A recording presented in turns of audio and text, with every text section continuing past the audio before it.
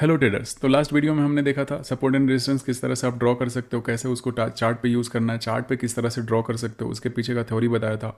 और चार्ट पे भी आपको अच्छे से प्रैक्टिकल करके दिखाया किस तरह से आपको छोटे टाइम फ्रेम पे दिखाना है, उसको किस तरह से बड़े टाइम फ्रेम पे बनाना है, सब कुछ आपको अच्छे से सिखाया था। ठीक है, वो काफ़ी इंपॉर्टेंट टॉपिक था। उसी तरह से नेक्स्ट जो हमारा बहुत ही इंपॉर्टेंट टॉपिक है वो है ट्रेंड लाइन।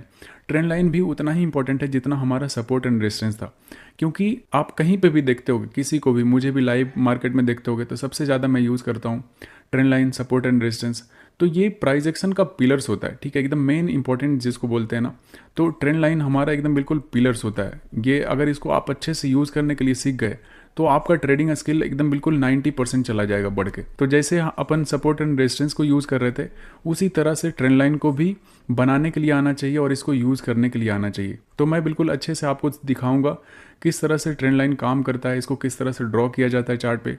पहले इसका थ्योरी बताऊंगा, इसके पीछे का साइकोलॉजी बताऊंगा, देन उसके बाद इसको चार्ट पे ड्रॉ करके सिखाऊंगा, आपको प्रैक्टिकल करके दिखाऊंगा किस तरह से आप इसको चार्ट पे अप्लाई कर सकते हो, कैसे इसके बेसिस पे आपको ट्रेड लेने हैं। ठीक है, तो ये सब कुछ अभी दिखाने वाला हूँ, तो आप बिल्कुल कॉपी पेन के साथ ही देखना, तभी आप कुछ गेन कर पाओगे। जो भी इंपॉर्टेंट लगेगा आप उसको नोट डाउन करते रहना। जिस तरह से हमने इसको देखा था उसी तरह से अब हम लोग ट्रेंड लाइन को देखने वाले हैं, क्योंकि ये बहुत ही इंपॉर्टेंट टॉपिक है। अगर आप trend line, support and resistance और कैंडल स्टिक और ट्रेंड आइडेंटिफिकेशन का पता लगाना, अगर इन चारों टॉपिक को अच्छे से अगर आप सीख जाते हो, देन आपका ट्रेडिंग स्किल बहुत तेजी से इंप्रूव हो जाएगा। आपका प्राइस एक्शन का ये सब कुछ पिलर्स होता है, ट्रेड में किस तरह से एंटर करते हो, इसके बारे में डिटेल में बाद में भी देखेंगे किस तरह से आपको ट्रेड इनिशिएट करना है। ठीक है, इसके बारे में बिल्कुल डिटेल्ड बात करेंगे, जैसे डे किस तरह से शुरू करना है, कैसे आपको ट्रेंड पकड़ना है, कैसे आपको ट्रेड में एंटर करना है, सब कुछ आगे देखने वाले हैं। डोंट वरी, अभी मैं आपको इस वीडियो में ट्रेंड लाइन के बारे में दिखाऊंगा। बिल्कुल जो चीज़ सिखा रहा हूँ आप बिल्कुल एक सीक्वेंस में सीखते चलो, आपको काफ़ी ज़्यादा बाद में सारे पॉइंट को एक साथ ऐड ऑन करेंगे और ट्रेड किस तरह से करेंगे, सारी चीज़ों को मिला के उसके बेसिस पे मैं बिल्कुल कंबाइन करके आपको सिखाने वाला हूँ। ठीक है, तो अभी देखते हैं इसमें क्या कर सकते हैं। तो अभी दिखाता हूँ मैं आपको ट्रेंड लाइन किस तरह से ड्रॉ करना है और इसके पीछे का साइकोलॉजी क्या होता है और ये क्यों काम करता है। तो सपोज कि मार्केट यहाँ से ऐसा ट्रेंड किया, ठीक है, एक इंपल्सिव मूव लगाया और छोटा सा पुल बैक किया, और उसके बाद यहाँ से फिर से एक नया इंपल्सिव मूव लगाया। आपको ऐसा दिख गया कि प्रीवियस हाई, ये वाला हाई ब्रेकआउट किया है यहाँ पे। ठीक है, ये प्रीवियस हाई को ब्रेक करके ऊपर क्लोज हुआ है। अब आपको ये लग रहा होगा कि ये हाइयर हाइज में है, आपको दिख रहा होगा कि ये लो था, ठीक है, और ये हाई था यहाँ पे। अब ये प्रीवियस हाई को ब्रेक किया, मतलब ये हाइयर हाइज में ट्रेंडिंग स्टॉक है। ठीक है, आपको ये मूव करता हुआ दिख रहा है।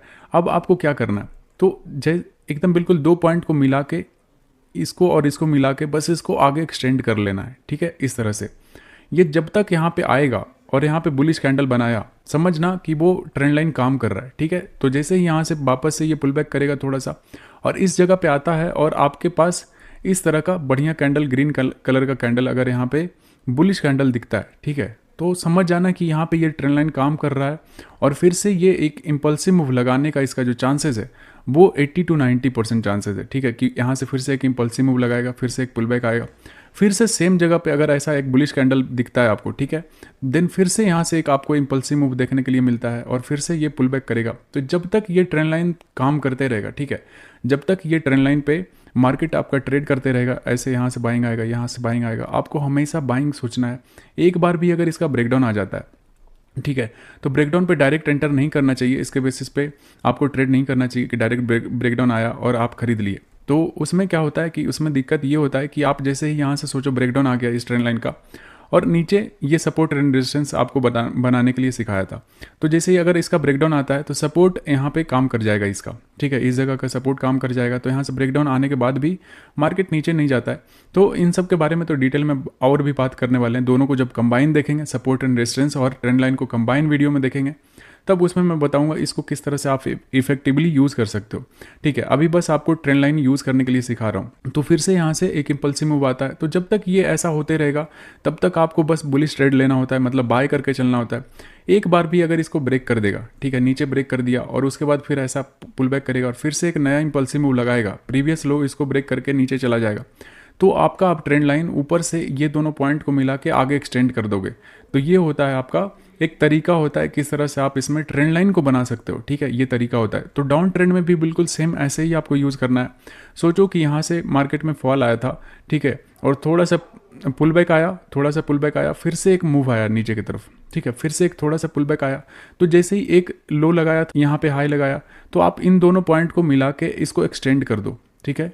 तो देखना मार्केट जब भी ऊपर जाएगा और इस जगह से बेरिश कैंडल बनाता है, अगर इस तरह से यहाँ पे बेरिश कैंडल बनाएगा, ठीक है, तो समझ आना यहाँ से कंटिन्यू करने वाला है, नीचे फिर से जाएगा और फिर से यहाँ से एक पुल बैक लेगा, फिर से ट्रेंड लाइन से। जब तक ये ट्रेंडिंग रहेगा ना, तो ये लोअर लोज में, अगर मार्केट का नेचर लोअर लोज करा तो ये बराबर ऐसे ही लगाते रहेगा। मैं चार्ट पे भी बताऊंगा किस तरह से आपको ट्रेंड लाइन बनाना है, ये तो मैं थ्योरी बता रहा हूँ कि ये किस तरह से काम करता है।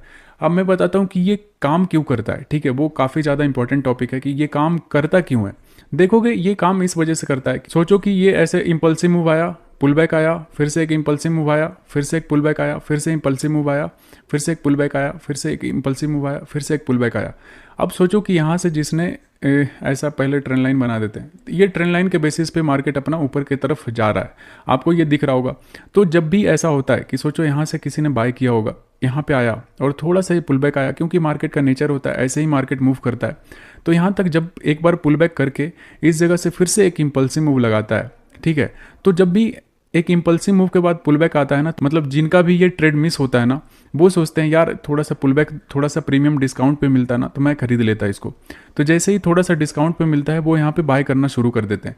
तो इसके वजह से यहाँ से बाइंग मोमेंटम दिख जाता है मार्केट में और एक नया सा बाइंग आ जाता है इधर। सेम ऐसा ही होता है जब यहाँ से पुल बैक आता है और यहाँ से थोड़ा सा भी डिस्काउंट में मिलता है, लोग बाय करने का सोचते हैं। तो मेरा मानना है ना कि मैं जहाँ तक मेरा एक्सपीरियंस है ट्रेडिंग का, जब भी सपोर्ट एंड रेजिस्टेंस, जैसे सपोर्ट एंड रेजिस्टेंस कैसे काम करता था कि नीचे ये हॉरिजॉन्टल लेवल रहता था ऐसा सीधा, ऊपर से ऐसा सीधा रहता था, तो ये काम करता था। लेकिन ट्रेंड लाइन क्या होता है, ट्रेंड बताता है। ट्रेंड अगर अप साइड का है तो एकदम बिल्कुल मार्केट में बड़ा बड़ा इंपल्सिव मूव लगेगा, ये ऐसा इंपल्सिव मूव दिखेगा, ऐसा दिखेगा। तो आप अगर इसको कैप्चर करते हो ना, तो आप बहुत अच्छा प्रॉफिटेबल रहोगे, ठीक है, आपका प्रॉफिट भी अच्छा मिलेगा। क्योंकि आप सोचो कि यहाँ पे एक छोटा सा कैंडल बना, बुलिश कैंडल, आपने यहाँ पे बाय कर लिया, आपका रिस्क कितने का रहेगा। ये कैंडल लो, जैसे ही ये ट्रेंड लाइन का ब्रेकडाउन आएगा, आप यहाँ पे एग्जिट कर दोगे, तो आपका बहुत ही छोटा सा एसएल होता है, स्टॉप लॉस होता है। तो यहाँ पे आपका जो विनिंग प्रोबेबिलिटी होता है वो 80% चांसेस होता है। और उसमें रिस्क रिवॉर्ड रेशियो जो होता है, risk reward ratio, RR ratio जिसको बोलते हैं, वो काफ़ी बढ़िया होता है। 1:2 रहता है, 1:3 रहता है। तो ये काफ़ी अच्छा हमारे लिए फ़ायदा रहता है, ठीक है, 1:3 रहता है।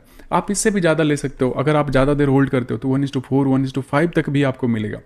तो इस वजह से मैं इसको ट्रेंड लाइन को काफ़ी अच्छे से यूज़ करता हूँ। तो अब नेक्स्ट वीडियो में मैं आपको दिखाता हूँ किस तरह से आप इसको चार्ट पे ड्रॉ करना है, ट्रेंड लाइन को कैसे वैलिड ट्रेंड लाइन बनाते हैं। क्योंकि आप अगर गलत ट्रेंड लाइन बनाओगे, बार बार आपका ऐसे लीड होगा। तो आपको सही ट्रेंड लाइन कैसे बनाया जाता है वो मैं आपको सिखाने वाला हूँ, ठीक है, नेक्स्ट वीडियो में। तो इस वीडियो में अभी हमारा थ्योरी था, ट्रेंड लाइन को किस तरह से यूज़ करते हैं। नेक्स्ट वीडियो में मैं आपको बिल्कुल चार्ट पे प्रैक्टिकल करके दिखाऊंगा किस तरह से आप चार्ट पे इसको ड्रॉ करने वाले हो।